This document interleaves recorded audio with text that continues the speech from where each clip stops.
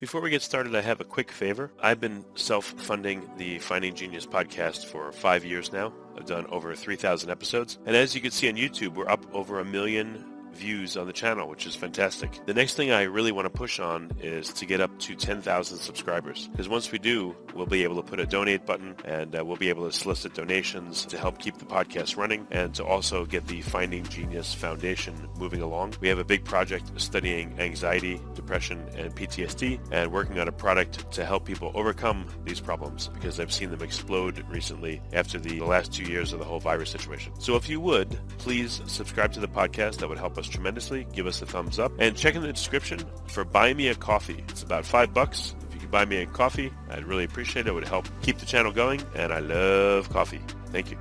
Forget frequently asked questions. Common sense, common knowledge, or Google. How about advice from a real genius? 95% of people in any profession are good enough to be qualified and licensed. 5% go above and beyond. They become very good at what they do, but only 0.1% are real geniuses. Richard Jacobs has made it his life's mission to find them for you. He hunts down and interviews geniuses in every field: sleep science, cancer, stem cells, ketogenic diets, and more. Here come the geniuses. This is the Finding Genius Podcast with Richard Jacobs. Hello, this is Richard Jacobs with the Finding Genius Podcast. My guest is Andrew Mellen. He's the founder and CEO of Decoded. He's the author of Calling Bullsh on Busy. So we're going to talk about how to help people, become less overwhelmed and not so busy that their head's falling off every day. So welcome, Andrew. Thanks, Richard. It's great to be here. So Andrew, tell me a bit about your background, how you got into decluttering and simplifying your life. What led you to that? Sure. Like many things certainly in my life and maybe in your listeners' lives, you can relate to this. This was not a career path for me. I worked in the theater. My first career was working in the theater as a director and a producer and an actor. I started as an actor. And 27 years ago, I got laid off from a theater and I got a gig co-producing an award ceremony at the Kennedy Center. One of our awardees was a Nobel Peace Prize winner, and I went to his office to get some photographs and they were a mess. So in the process of pulling things together for that presentation at the Kennedy Center, he and his wife asked me if I wanted to organize their photographs for them. And I said, sure, that would be, sure. I need a job. I'm moving back to New York. It sounds great. I'm happy to do that. And we made a date for me to go to work. The day before I was supposed to go to work, their assistant called up, said something's come up. We need to reschedule. This happened 3 times. And on the third time, which was really the 4th time, they said to me, when we're ready to proceed, we'll get back in touch with you. So I, in fact, never went to work with them. But over those 4 months, I told everybody I met, hey, I've got this amazing gig. I'm going to create a comprehensive photographic archive for a Nobel Peace Prize winner. And that led to other people referring me to people who did need organizing help. So a friend of mine referred me to her accountant. I built a filing system for the accountant. Then the accountant started referring me to clients of hers, and people would show up on my doorstep literally with a duffel bag full of receipts saying, I haven't filed my taxes in 5 years. I've got letters in here from the IRS. I'm freaked out. I don't know what to do, but I'm really scared. And can you make sense out of this paperwork before something really bad happens? And I would organize the receipts. I'd put everything into QuickBooks. I'd give it to the accountant. The accountant would file their taxes, and they would tell all their friends, you'll never believe I gave this guy a pile of garbage. He turned it into my tax returns. He's a genius.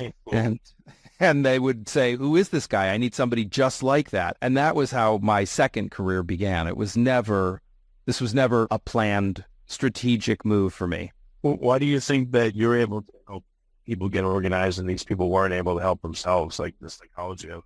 Well, I think I have a certain detached or dispassionate approach to things. I don't think I'm a robot, and I don't think that I think I have a high EQ. And at the same time, first of all, it's not my stuff, so I don't really have a horse in the race. It's easier to make sense out of things when you're just trying to solve a puzzle, right? Like, what is this like? Oh, this is another grocery receipt. This is another shipping and postage receipt. This is another airplane receipt. So you're just playing a massive game of concentration. At least that was the very beginning of the work, right? Was, what is this like? Put them all together, add them all up, and then the accountant can file your tax returns. So that was the very genesis of it. But I have, as a director, when I was working in the theater, you are solving a different puzzle. It's a more visual puzzle. It's also a verbal puzzle. The playwright gives you a script, and you work together with designers, actors, musicians to create something out of basically a word map that is in a book, and you need to make it three-dimensional so that the audience actually has an experience when they come to the theater. So I do think that my training and my experience in solving puzzles, if you will, if making sense out of things that might seem disparate or random and finding the connections, is something that I am both skilled at and probably have a natural inclination towards. And because it's not your stuff, the emotional component is not there. There's probably guilt, I would guess. Guilt, shame, embarrassment. Yeah. There's lots of flavors of why people are stuck. Often it is shame, embarrassment, and there's fear, anxiety, which then manifests itself as stress. And when you're confronted with stress, you're going to choose to fight or flee. And if there's not a clear enough reason why you should fight this battle at this time, most people choose to leave rather than dig in. I guess I know you're not, but it'd be funny if you were like a secret hoarder. You know, someone went to your house and it was like a horror. I know it would be. But. Yeah, I mean, I eat my own dog food. And even though I just said this thing about not having a horse in the race, even in my own home, I do have a horse in that race. I like order. I'm not a minimalist. I have things and I know where everything is and I can find it in 10 or 15 seconds. It's not hard to find things. I created or discovered the organizational triangle, which are basically 3 rules. One home for everything, like with like, something in, something out. This is the basis of my first book, Unstuff Your Life. One home for everything and like with like are the 2 legs of the triangle that we use to get organized. Something in, something out is the 1 leg of the triangle we use to stay organized. So one home for everything means everything has one home, only one home. Where you keep your keys can be different from where I keep my keys, but your keys have a home, my keys have a home. They can only be one of 2 places at any given moment, either in our hands unlocking something or in their home. Yeah, like with like my wife that and my daughters, they lose things a lot. Like I tell them, my wallet, I only put it in one spot. I will not put it anywhere else. My keys, so I never lose them. Right. But they don't seem to want to hear that. Well, look, I mean, you have a primary relationship with them, so we could get into the dynamics of how dispassionately you're sharing a piece of advice with them, or if you're scolding them or cajoling them in some way to get them to change their behavior, right? Chances are, for most people, and I don't know your wife or your daughters, if they're not paying attention in the moment, if they are distracted, if they are attempting to multitask, they're not paying attention to where they're setting something down. It's not like, I'm sure they're smart enough to remember if they would establish one home, where that home is and to always put things back in it. For whatever reason, they don't. It could be because it's in opposition to you, and it could be that they don't care, right? No, it's hard to know about the personal dynamic. Telling them, no, you're right. If it's me telling them, they're like, leave me alone, But right. If I told them, if they met me at a workshop and I shared the organizational triangle with them, they could say, "Oh my God, that's genius, and it's so simple. We should try that at home." And you would be thinking in the back of the room, "I've been saying this for 20 years, but sure, now it sounds like it's new." Mm-hmm. I've heard that exactly. Yeah, on certain things with myself.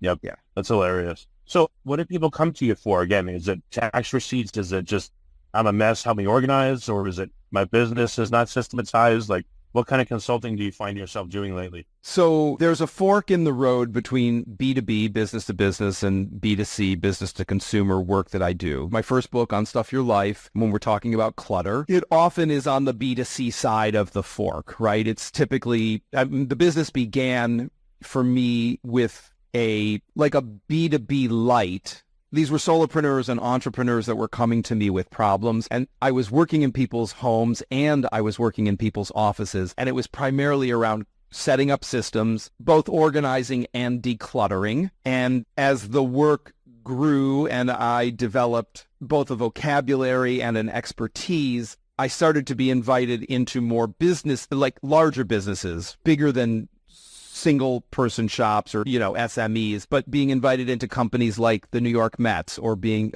Goldman Sachs or American Express or the Metropolitan Museum of Art to help them solve larger problems that were both personnel issues around how teams are going to share space and keep track of things, as well as how we could eliminate time productivity bottlenecks and points of friction. So it was a natural evolution as my work developed. More people and businesses in different ways were drawn to, he seems to solve problems effectively, efficiently. He's able to identify these bottlenecks or these points of friction and smooth them out or eliminate them. This could be useful for us in this application. So what do you see the biggest sources of pushback when you're trying to help an organization or a person? Where's the resistance come from? Well, if we're thinking about organizations, it's not unlike the story that we just talked about with you and your wife and your kids, right? If it's the CEO that thinks these people that work for me have a problem, I don't have a problem, they have a problem. And there isn't a culture of innovation or easily adoptability if there's a culture of blame or resistance, and people, they're not aligned with a bigger mission than a paycheck. There's typically resistance to change because people, they just want to be able to come and go and not have to really be challenged personally or professionally. Before we continue, I've been personally funding the Finding Genius podcast for 4.5 years now, which has led to 2,700 plus interviews of clinicians, researchers, scientists, CEOs, and other amazing people who are working to advance science and improve our lives and our world. Even though this podcast gets 100,000 plus downloads a month, we need your help to reach hundreds of thousands more worldwide. Please visit findinggeniuspodcast.com and click on Support Us. We have 3 levels of membership from $10 to $49 a month, including perks such as the ability to see ahead in our interview calendar and ask questions of upcoming guests, transcripts of podcasts you're interested in, the ability to request specific topics or guests, and more. Visit findinggeniuspodcast.com and click Support Us today. Now back to the show. So, I would say that that's probably the biggest issue on the B2B side is, for shorthand, we'll just say a less than ideal culture, right? A crappy culture, okay. A culture of blame, of recrimination, of passive-aggressive comparisons and competition. On the B2C side, it goes back to shame and trauma, anxiety, stress, overwhelm. It could be some neurodivergencies where maybe there's ADHD or other things where some executive functioning in the ways that we might think about it for neurotypical people. There's some challenges grasping concepts, or not necessarily grasping the concepts, but executing in a neurotypical way. And so they've never been invited, perhaps, to take a set of tools and use them to get similar results, but perhaps arranging them differently, if that makes sense, right? If the sum total of the application of the tools, whether we connect them ABC or ACB or AMF, still yields a positive movement towards solution, doesn't really matter. But if it's being presented as the only way to do it is ABC, learn ABC, and for whatever reason connecting the dots that way doesn't make sense or doesn't feel good, there'll be resistance. And they might be trying to hack it themselves, thinking, God, if I could just do ACB, I bet I could get the same results. But again, if there's no support or encouragement to do that, and for lack of a better term, permission, then they'll just sit in the place of nothing works, right? And what we know to be true is when people start to speak in absolutes, their chances are they're telling one of their 200 lies. 200 lies? What's that? Oh, the average adult tells 200 lies a day. A day? No. Oh, yeah.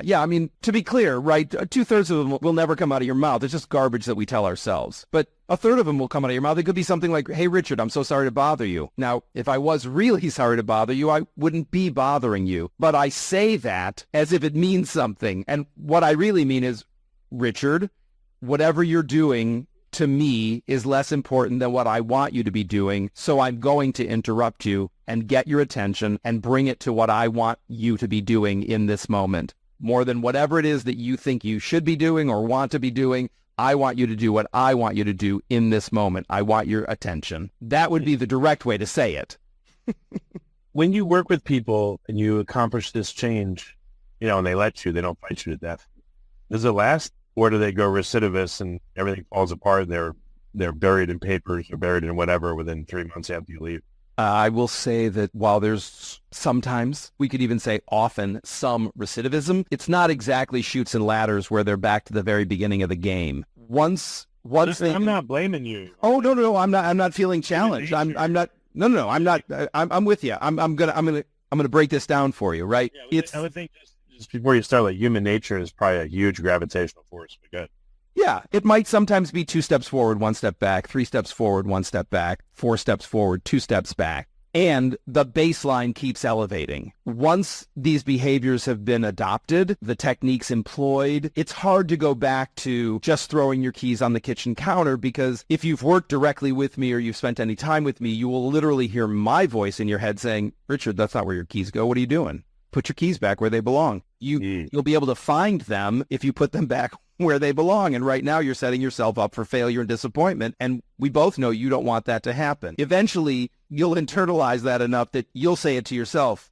What am I doing? This is clearly, I was checked out for a minute. I came into the house, the phone was ringing, or I had to pee, or something was up, and I just threw my keys down, old bad behavior. And now that I'm back in my body, I remember, that's a recipe for disaster. Go find my keys, put them back where they belong. So the corrective behavior will be easier and easier in that way, that habits, once the new habit is formed, it will feel weirder to not do it. You might still do it, but it will feel out of joint, and you will likely correct your behavior quicker, right? So that even if you backslide, you won't go back as far, and your recovery will be quicker.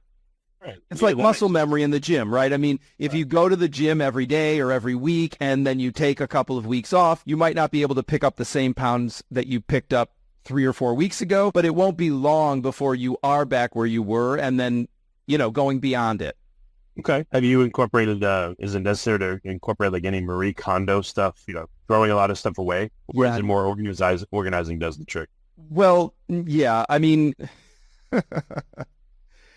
I find that limiting things to what sparks joy in my life, I would be a minimalist if it was only the things that spark joy in my life, right? I mean, I've expanded that definition, and to be fair to me and to be fair to Marie, who I don't know, right? But I've been a professional organizer since she was a toddler. So, she has a lot more visibility than I do, but me and many of my colleagues have been doing this work for a lot longer than she has been doing it, which is, it's no shade on her. I mean, clearly she tapped into the zeitgeist and gathered everybody's attention and became a phenomenon, which is awesome. A rising tide lifts all boats. So in no way am I throwing shade on her. And I'm just clarifying, sparking joy is a little narrow for me. I like to think of, does it make my life more comfortable? Does it make my life more convenient? Does it make my life more beautiful? Because my toilet brush, right, doesn't spark joy. It's very functional and useful. And I would much rather use a toilet brush than stick my hand in the bowl of the toilet, even with a pair of rubber gloves on. So I'm going to keep the toilet brush. But if you said, does that spark joy? I would say, no, it does not spark joy. Right, I got you. It'd be funny if you told people I'm a minimalist trying to live life to the fullest in a maximal way. I think of myself as an essentialist, right? I like things that, again, comfort, convenience, or beauty. I have art on the walls in my apartment, and it doesn't serve a purpose other than it makes my life richer and engages my imagination and is beautiful. But it's not the same as a plunger or a blender, right? Those are functional tools that live in my home as well. Have you coached people that have become minimalists, and does it help them, or does it make them unhappy? Have you seen examples of that, or have you coached people that are hoarders and they really have a psychological hard time with letting anything go? Oh, yeah. I have worked with, I wouldn't say many, but I've worked with more than a few people who have hoarding tendencies and hoarding disorder. Yes. And again, if they are interested in change, then they can improve. There's a degree of pathology. I'm not a clinical psychologist or psychiatrist, so I can't do clinical work with them in that sense, right? But I can coach them on behavioral changes. They will need additional support from somebody around the pathology, because that's not my wheelhouse. And on the other side, for people who want to be minimalist, I have people in my community and among my students and people who work with me. There are people who are minimalists, aspire to be minimalists. It all comes down, for me to this idea of, is the focus, and this is one of those things about Marie Kondo's work, is the focus on the stuff or is the focus on you? And in my world and in my approach to this, I'm interested in changing how you think, feel, and interact with stuff. I'm not as interested in taming the clutter. The clutter will get tamed, but if you think about it, if you don't change, if your relationship with things doesn't change, it's this pair of shoes or that pair of shoes, but it's still a pair of shoes that's getting your attention. And if we think about in the bigger picture of your life, how much time, we're here for a limited amount of time, how much time do you want to spend in a one-sided relationship with an inanimate object rather than in intimate, dynamic relationships with people, with plants, with companion animals, experiences? In my experience, in my life, the juice comes from relationships with things, I'll call them things in a reductive way, that reciprocate my affection. So pouring all of my affection into my computer desktop or my mobile phone, the phone is not reciprocating my affection. It's not saying, oh, the way that Andrew holds me in his right hand is so tender and gentle. I'm so lucky that he brought me home from the iPhone store. It's not happening. Okay. As people go through the process with you, what do you notice about them psychologically? Like, do they reach certain common milestones, or do they have points where they freak out, or they don't like it, or they resist it, or I don't know, like difficult points in the journey, or is it pretty smooth? It's similar and not exactly like Elizabeth Kubler-Ross's stages of grief, right? I think most people, if we think about a bell curve, there's some resistance, there's an attachment to your own beliefs and your own way of doing things, even if they are inefficient or ineffective. They're still what you know. And as you adopt new behavior, momentum starts to build. I often say failure breeds failure and success breeds success. So the more successful you are in changing your behavior, adopting these new habits, there's momentum that is built up, and you become more enthusiastic of, oh, I actually do see clear surfaces in my home. I do feel better. I'm less stressed out. I'm less anxious. I don't worry as much. I know where to find the things that I'm looking for. I'm not wasting time. This is awesome. I want more of it. And it tends to build on itself. It's so as we think about that bell curve, and then on the back side of it, as you're descending things are working. So there's less friction as you're going down the curve. It's like, oh, and I can do it here and I can do it there, and look at this, and that's even better. And now I can do this, and all of those things that I had been procrastinating on or putting off, I have time to dedicate to them. And I have less resistance to it because I have greater both confidence in my own abilities, and I have greater competence as well. I can feel the sense of, if not mastery, at least proficiency. Okay. So now that you've helped a lot of businesses and people with this, like, what's next? Is it just, helping a lot more businesses and people? Or are there new things that you're learning to take people to a higher level?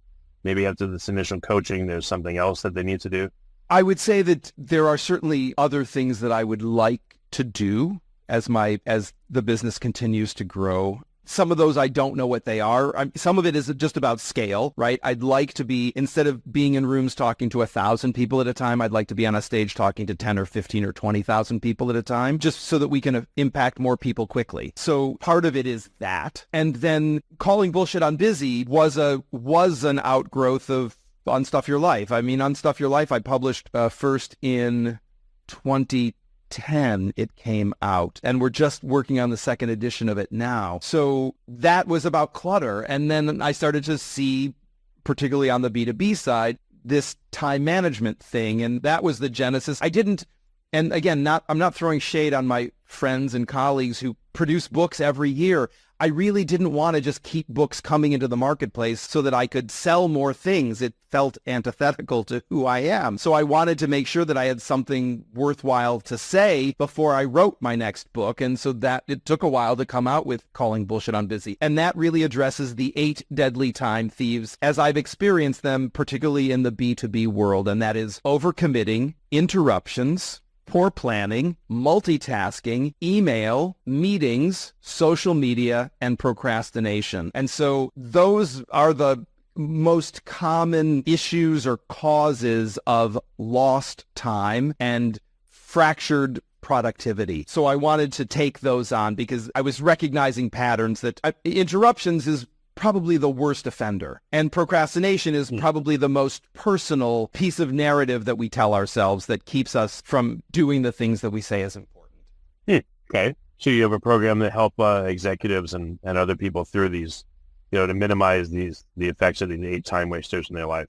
Yeah, I have the book, and I also have a training that I do for businesses around this. And I would like to, so when we think about the growth of the business, besides just scaling up larger, is really being able to develop more enterprise level solutions on the B2B side to really address culture. Because again, interruptions is typically a culture problem. Yeah, I remember working for Intel and Motorola, and I was the new guy.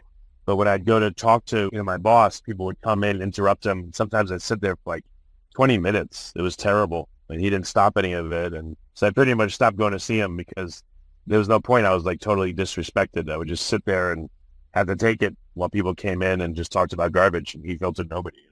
Right. Yeah. And so being able to shift that culture so that, the best thing that he could have, other than saying not now because I'm meeting with Richard, could have been, I can give you 5 minutes and I'm setting a timer. And when the timer goes off, it's like, you're done. So if we need to keep talking, I need to get back to Richard. If we need to keep talking more than we just did, you'll need to make an appointment.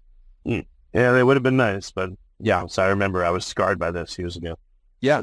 What's just a couple of facts or interesting, statistics around time wasting?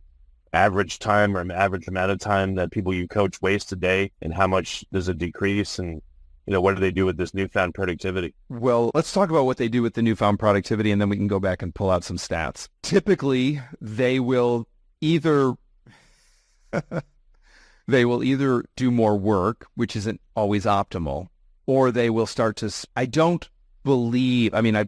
not that I don't believe it like I don't believe in Santa Claus, but I don't believe in work-life balance because I think that the idea of perching yourself perfectly on a fulcrum between work and life seems an impossible place to put yourself in, and nothing is static in life. So that seems to be a fool's errand to me, to try to achieve perfect life-work balance. If you spend too much time working and we can buy you back some time, it's nice for you to be able to distribute that towards your personal life and have less stress and be able to be present for your family, for your friends, for your social activities without having something gnawing on the back of your consciousness saying, but this is all stolen time, this is borrowed time. We're just creating more time debt for ourselves. So we're enjoying this, but part of us is not even present for it because we know that we're going to have to pay back this time later to get caught up. So that's not how we want it to be, right? We want it to be that when this time is reapplied or redistributed, it gets to go where it wants to go without any strings attached to it or any narrative attached to it. You're fully present for whatever you're doing in the moment. You don't have part of your brain keeping score or keeping count. Okay. And then how much time do your coachees win back on average? The target is 4 to 10 hours a week. That's significant. It's a lot. That can let you work out 3 times a week. That can do all kinds of stuff, Yeah, the goal is at least an hour a day. And what do you have specific things that you suggest these people fill that time with? Or do you leave it to them? Or do you workshop with them? Hey, if we get you back this hour a day, what are you going to do with it? Certainly that is a part of the work so that they have something to look forward to.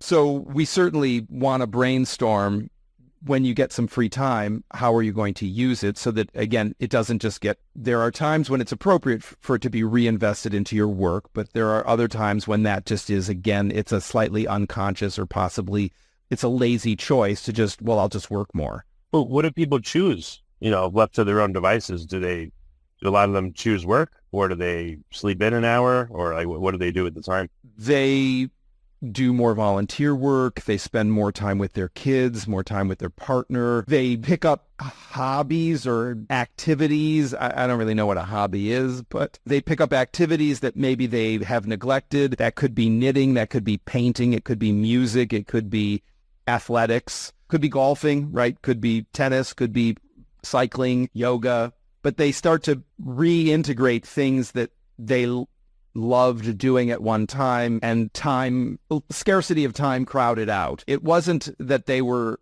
any less interested in these activities, but other things got in front of them, and it was relatively easy in that way of a frog boiling, right? It was relatively easy in the beginning to push it off and tell yourself one of your 200 lies, oh, as soon as I get some time, I'll go back to this. And then that distance just grew and grew and grew until it felt like it was an insurmountable hurdle to get back into doing something. So part of what they do is find their way back, and they start to dismantle that hurdle or that, that mountain of resistance or story that there isn't enough time or this would be too hard to pick up again, so that they can actually start to find their way back into those kinds of activities. Have you run into people that have too much free time and that's why they're a mess? I would say they have too much unstructured time. I don't know if I would frame it that way, and I'm not trying to be overly semantic about it, right? But I think if money is not an obstacle to somebody being able to do whatever they want to do, so that they have a certain amount of time freedom and privilege to choose what they want to do, and they are disconnected from their values, they might be more idle than they would want to be.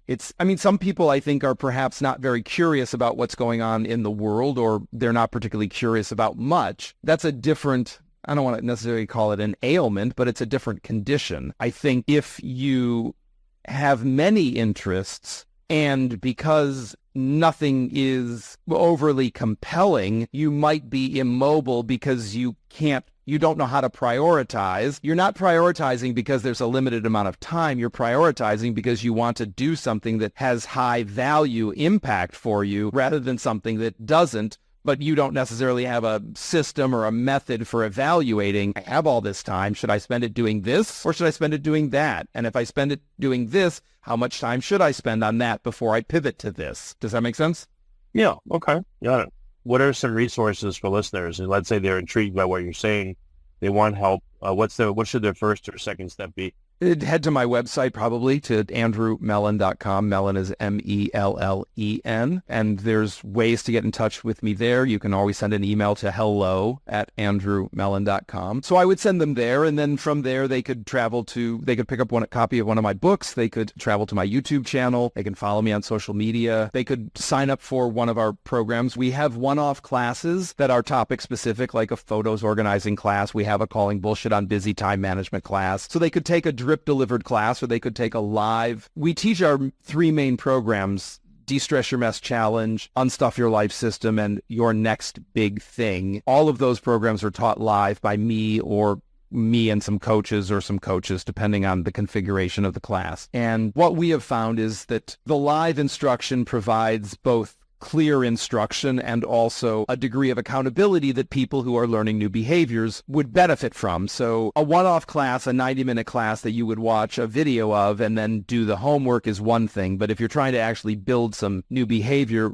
I have found that live instruction provides a degree of accountability so that you have a greater incentive to do the work and get the results. You can't Makes sense. So that's where I would send people. andrewmellen.com, the YouTube channel, send an email to hello@andrewmellen.com, and we can figure out how we can support you, or you and your business, you and your family. Well, very good, Andrew. Thank you so much for coming on the podcast. I really appreciate it. Oh, it's my pleasure. Thanks for having me.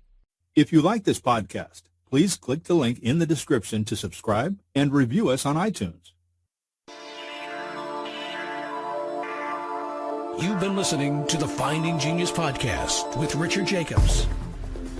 If you like what you hear, be sure to review and subscribe to the Finding Genius podcast on iTunes or wherever you listen to podcasts. And want to be smarter than everybody else? Become a premium member at findinggeniuspodcast.com.